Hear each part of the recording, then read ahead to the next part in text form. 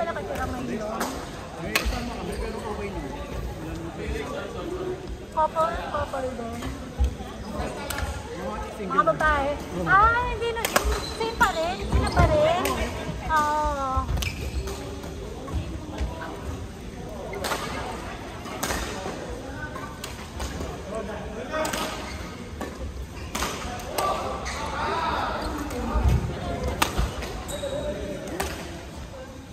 Tumali pa kayo ng tournament? Ano nangyari?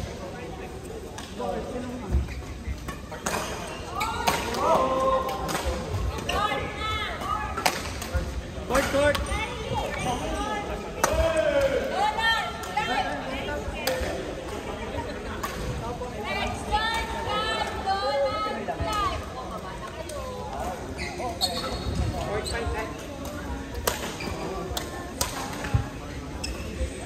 Na-training ka ba? Adik-adik lang. Pero ang ganda ng mga, ang ganda mo. Tarakon! Ano siya, drive lagi. Tapos ang galing mo mag-drive. Kasi pagod na ako. Ryan, you're next! Hindi ko kaya mag-adik yan.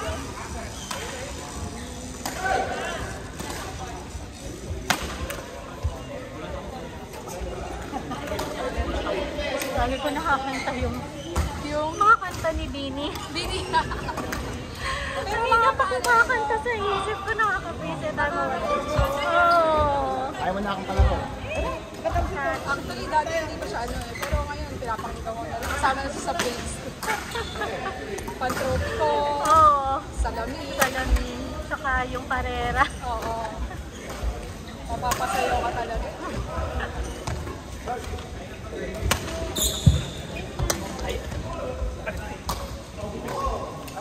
Ijay! Nakalimutan ko na to. Dalawa sa akin. Ay, akala ko isa lang. Di ba, Malen? Akala ko Ernie, dalawa. Hindi, akin yung dalawa. Ah, kunin mo kay Ernie. Isa lang si Ernie. Ah, dalawa yung si Ernie. Ano yan, Jai? Epektos?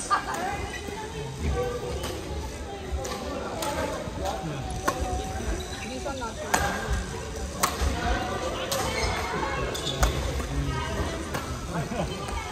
Actually, our company has a giveaway. Donate pass. I never tried this. But the one there now behind this one, is super strong. You can hear it from so far away. Like it's gonna. You can use that for hair dye. Yeah, exactly. I feel it. It looks like a. Not sure how much it is.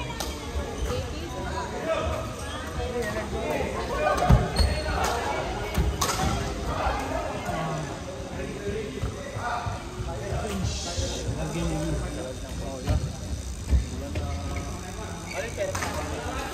I'm not sure what it is.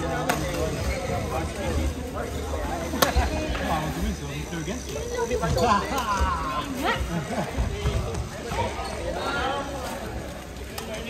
Yeah, I can.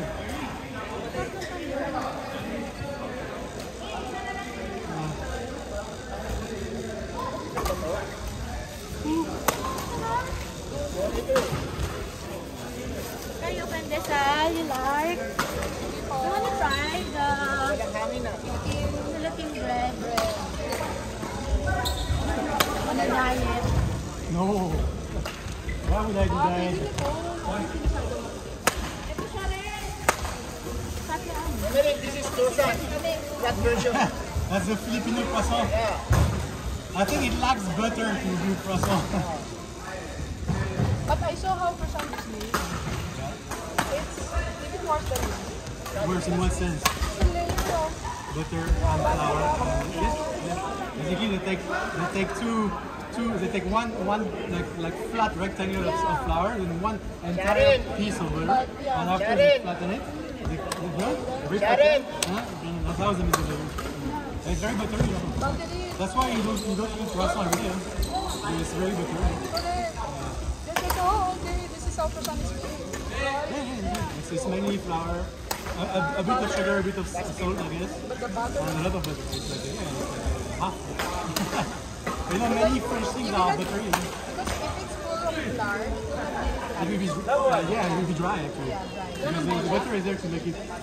Sorry, and also it makes it like layery. So yeah, the fluffiness comes from the layer. Because it's crispy and so it doubles. If there is not no butter, you can actually it's very easy to find croissant like that in Singapore. Because in Singapore, I mean, Asian don't have butter. So you can find it in croissant here usually. Now more dense. And you bite inside it and it's like wow, it's like almost bread actually. Yeah. I'm done, friend.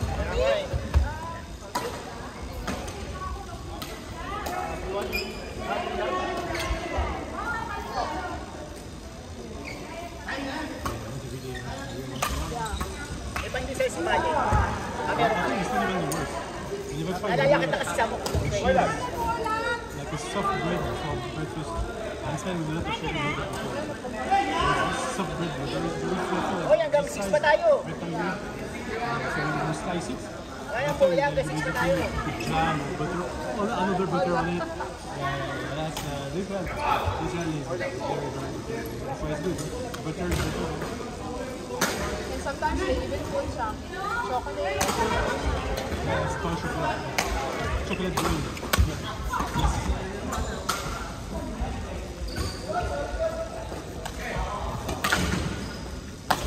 And it's okay, it's not unhealthy if you don't eat it every day. It's, as you go, it's about quantity. That's not what you eat. How much. I want croissant this one. With pound chocolate. There is a bakery at the feet of our area. In the middle of it, there is one. They do croissant. Actually, very good croissant. What part? Kapatid ko asawa na nakakama. People in here. General Disarm. The HDB, just on the MRT. Do you eat Indian food? You know there's a very good Indian restaurant there? We are surrounded with it. Pinapatago siya. Ako na magtatago. Ako na magtatago. Anong siya to? An exit of General Disarm. Kaya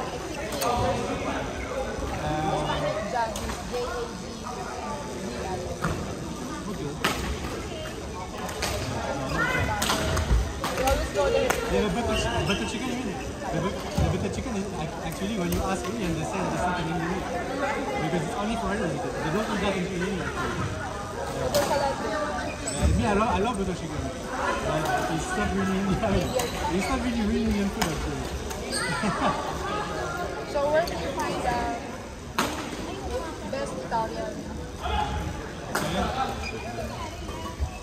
How you can I think any restaurant would be okay. They're just a different prices. I found one restaurant, Super Dario, Lasagna. In City Square Mall. Oh, so nearby actually. Yeah, There is an Italian there. Yeah, Super Dario. They serve different kinds of Pasta and pizza or pasta and pizza, but their best sellers are. Yesterday I was at Daiso there. I think I'll never try it. Which one? I think the fourth one. Okay, great. They already It's fine. Yeah, it's been renovating for a few weeks or a month, so it's kind of annoying to be honest. Yeah. But people still go there after. Yeah, because it's a big mall, a lot of food. It is in front of Daiso. So beside the ice cream. Super Dario. Usually when we go City Square Mall, we eat Wok Master. Yeah, we like their food. We feel it's quite good actually for the price.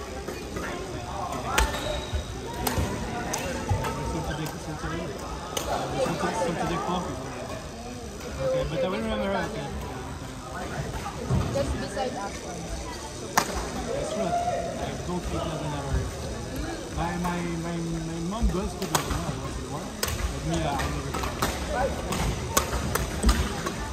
Well, I should actually because it's a lot of food. You can eat it for like 2-3 days.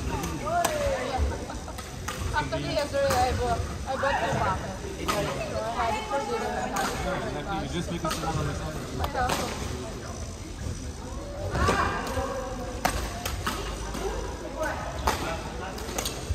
breakfast. cheese on top. But it's crispy. In my family we fight for this crispy cheese on top. And I think they have different types of ricotta cheese. I don't know the other cheese I'm too familiar. Lasagna with ricotta, okay? You know what? Yeah, ricotta. There's other type of cheese for the lasagna, so I bought the other one. You can put innata or I think actually almost everything.